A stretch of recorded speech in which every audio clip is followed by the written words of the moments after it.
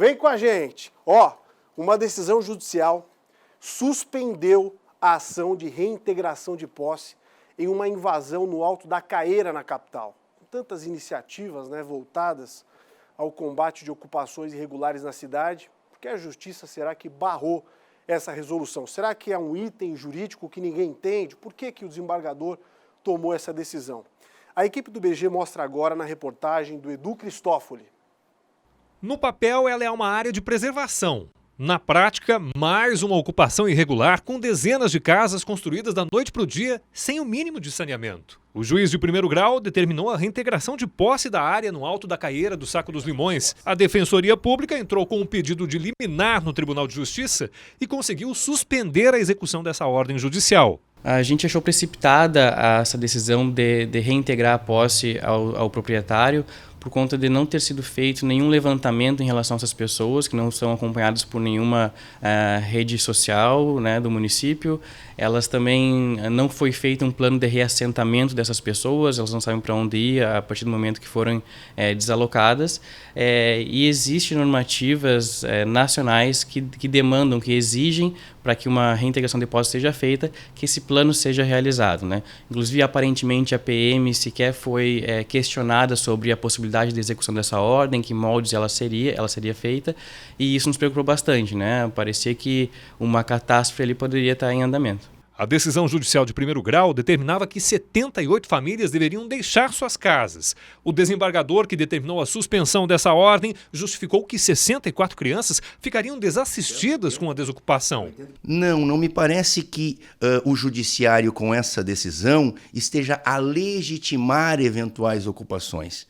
O que o judiciário está, aparentemente, é a trazer uma dose de cautela na forma como nós solucionamos essas problemáticas. É importante nós refletirmos sobre a melhor solução, que não parece seja simplesmente determinar a retirada de qualquer forma, por outro lado, não também simplesmente a manutenção. O equilíbrio me parece que é a melhor solução nesse caso. Esta é uma das ocupações irregulares que mais cresce em Florianópolis. São centenas de famílias, a maioria em vulnerabilidade social, que sem condições de arcar com os custos do aluguel, acabou se arriscando para garantir um teto. É importante considerar que tanto a decisão de primeira instância, como a decisão agora no agravo de instrumento, são decisões provisórias. Portanto, são decisões não definitivas, que não decidem propriamente o mérito da questão, nem dizem quem tem ou quem não tem direito em definitivo. E me parece que essa última decisão traz à reflexão algumas questões e oportuniza que demais atores, como, por exemplo, a própria Prefeitura Municipal de Florianópolis, pelos seus órgãos de assistência, venham a tentar contribuir e mediar esse debate para que nós cheguemos à melhor solução. É necessário que nós pontuemos que há direitos a serem observados, tanto da propriedade daquele que alega, como também há interesses de pessoas vulneráveis, como crianças, idosos, por exemplo, que precisam ser considerados. É importante nós buscarmos mediar esse impasse e trazermos a melhor solução. Me parece que o momento é de dialogarmos para encontrarmos as melhores saídas. O problema não é isolado. 64 comunidades da ilha nasceram assim, de maneira improvisada e irregular.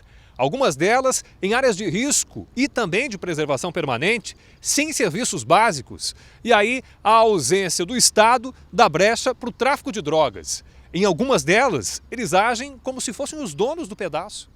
Falta segurança, falta creche, falta liberdade. E isso afeta a cidade como um todo. Em 7 anos, mais que dobrou o déficit habitacional na capital. Em 2012, eram quase 8 mil. Agora, segundo a Prefeitura, o déficit é de 17 mil moradias. Em Florianópolis, grande oportunidade de emprego e renda, só que a renda não é compatível com o preço da moradia. Ocupações ocorrem porque essas pessoas querem ocupar e morar sem pagar, mas justamente porque elas necessitam daquilo, Ninguém se submete a entrar numa casa, numas ribanceiras e muitas vezes sem saneamento, sem alimentação de água e esgoto, porque querem, ou porque querem dar um jeitinho. Elas realmente estão lá porque precisam. Além dos riscos por conta de construções inadequadas, para ter água e luz, os moradores fazem gatos, destroem a vegetação nativa, um prejuízo enorme para o meio ambiente. O Ministério Público reclama de falhas e da falta de fiscalização.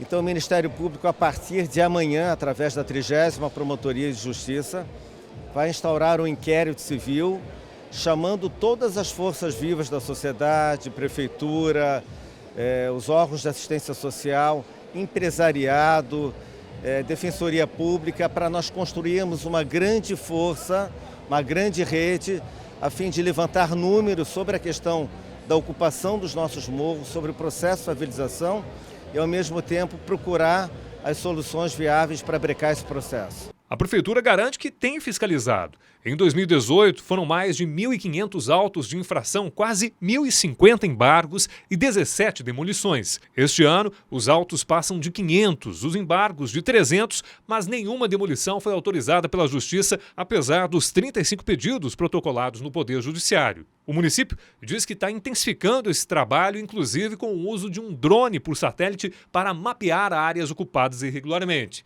Para o representante da OAB, é preciso melhorar a fiscalização, mas os proprietários dos terrenos também devem fazer a sua parte. Me parece que há a possibilidade de nós termos eventuais situações de dúvida da atuação do poder público e até também de atores particulares, eventuais proprietários. Então nós temos que buscar equilibrar essas situações. A atuação do poder público é essencial para evitar a proliferação dessas situações. E a atuação dos atores privados, os proprietários, também para zelar pelas suas propriedades. A tempo e modo, o direito assegura garantias e condições de interesses a todos aqueles que legitimamente façam uso dos canais. E o Poder Judiciário está aí, em última análise, para dar, eventualmente, a razão a quem tem. E existe um ponto